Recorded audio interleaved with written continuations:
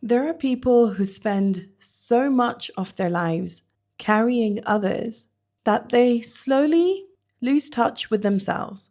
Their decisions revolve around everyone else. Their energy goes into holding everything together. Responsibility becomes their identity. And somewhere within that, their own life begins to feel distant. Welcome. I'm Darshni, a regression therapist and a soul guide. And this is Shadow to Soul. On this podcast, I share real stories from my work in regression therapy and emotional healing. Stories that explore how early experiences shape beliefs, coping mechanisms, relationships, behavior, and the way we experience ourselves throughout life. Rima came in feeling one thing that had followed her throughout her life: the feeling of being trapped. There was no sense of freedom within her life, no space that truly felt like her own. Every aspect of her life carried responsibility. Her mother depended on her emotionally, her husband depended on her on all aspects, including financially. And over time, she became the person who carried everyone. She managed her home, she managed her business, she managed all the responsibilities that came with both. She solved her problems and everyone else's, and she felt like she kept life moving. But beneath all of that was utter exhaustion, emotional exhaustion that was creating physical exhaustion. The exhaustion of carrying a life that never really fully felt like hers. As we began exploring this feeling, it became evident that this pattern was one that had existed for a very long time. There had been a major traumatic event in the family when she was very young, and this trauma changed the emotional landscape of her home completely. Her mother became emotionally unavailable. Her father became controlling, strict, temperamental. He became emotionally unpredictable. And from that point onward, she began adapting herself around authority, around expectations, and emotional tension. Within her emotional state, her awareness immediately moved to a time during her childhood. She was 5 years old, sitting in the living room. Her father is smiling at her one moment. He is warm, loving. Then, suddenly, with no warning, his mood changes. His voice is sharp, he's angry, and she feels the shift immediately. Her body tenses up, and she's confused. She's questioning, what did I do? And in that moment, she concluded, when I do something wrong, love disappears. And that created a coping mechanism within her. She decided in that moment, I need to do what people want me to do. I need to keep people happy. Because within her child's mind, through repeated experience, love and approval had become connected to obedience.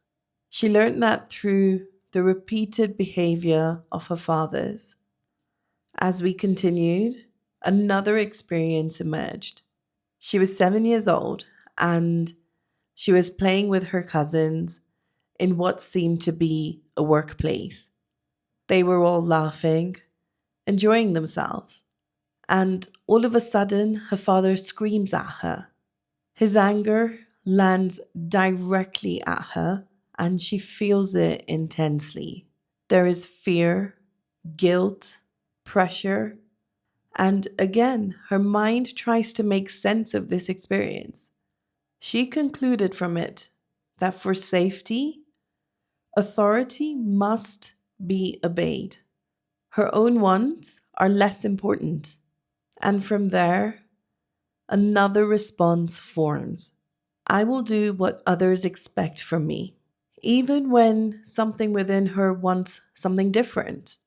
From here, another memory surfaced. She was 9 years old at school. There was an activity planned for the students that made her feel uncomfortable. She felt nervous about participating, anxious, scared. So instead, she hid away with a friend. Eventually, when the teachers found them, the school contacted her father. When he arrived, she saw the disappointment on his face clearly. She saw there was anger, frustration, and she felt that she had failed him again. Her body absorbed it all, and she decided in that moment that her instincts create problems. I have to do what I am told. And from here, the pattern deepened. She disconnects further from her own inner voice. She learned to follow expectations over instinct every time, approval over authenticity. And as she stayed within these experiences, the emotional thread became clear to her. She recognized that throughout her life, she had shaped herself and navigated every situation, every experience around other people's needs, expectations, emotions, and their approval. And over time, she lost connection with herself, with her wants, her needs completely. Even within her own marriage, this pattern continued. Her husband remained passive, quiet, unable to stand up for himself, unable to stand on his own 2 feet, unable to take charge of life beside her. And automatically, without realizing, she stepped into carrying everything once again. She carried the financial pressure, the emotional pressure, the social pressure, the practical pressure of everyday life. The responsibility became hers. And beneath it all was deep resentment. Because deep within herself, more than anything, she wanted support. She wanted a partner. She wanted somebody to share the burden with her. She wanted freedom. She wanted the space to exist as herself. As we moved deeper into the work, her awareness moved to a different lifetime. She experienced a lifetime where there was deep prejudice against women. Boys were allowed to speak, be, live freely. Girls had every limitation put on them. And she was a young girl in a home where she was the only daughter surrounded by 5 brothers. Her brothers moved freely, they spoke freely, they made choices freely. But she was taught obedience, restriction, limitations. She was taught to be silent. She watched her father speak to her mother with authority, with control, with expectation. And she clearly recognized the emotional atmosphere within that home. Women were subservient. They adjusted, they complied, they stayed silent, and the women endured. As she grew older, her family decided it was time for her to get married. She had no choice, and she felt the resignation within herself immediately, a sense of moving toward a life that she had not chosen. Yet, she went along with it because that was what was expected of her. And her marriage reflected the same pattern. Her husband remained passive. Life became harder and harder instead of easier. Then the family lost everything financially, and responsibility landed on her shoulders. She began working endlessly to survive. She started helping people, doing odd jobs, carrying the pressure of life while feeling emotionally trapped within it. Years passed that way. And as she approached the end of her life, she became aware of something clearly. She had spent her entire life surviving, adjusting, enduring, following what others wanted for her. And she recognized underneath it all was grief. Grief for the life she had never allowed herself to live. As she reflected on that life, another understanding began to emerge. She could see moments where different choices had been available to her, moments where she could have listened to herself, trusted herself, spoken up for herself. And she saw another version of that life unfold, a life where she made different choices, one where she declined a marriage that she had never wanted. She followed a path that was meaningful for her. She saw herself working with women, for women, supporting them, guiding them, living with a purpose, living with respect, and living beside a man who stood with her fully, a man who supported her emotionally and practically. And she could feel the difference between the two lives, one that was built around obedience, around authority, and the second built around authenticity. And as she experienced both, there was a deep understanding within her. She could see how fear, conditioning, and approval had shaped her choices. And while she was younger, she may not have had the ability to choose differently, to understand things differently.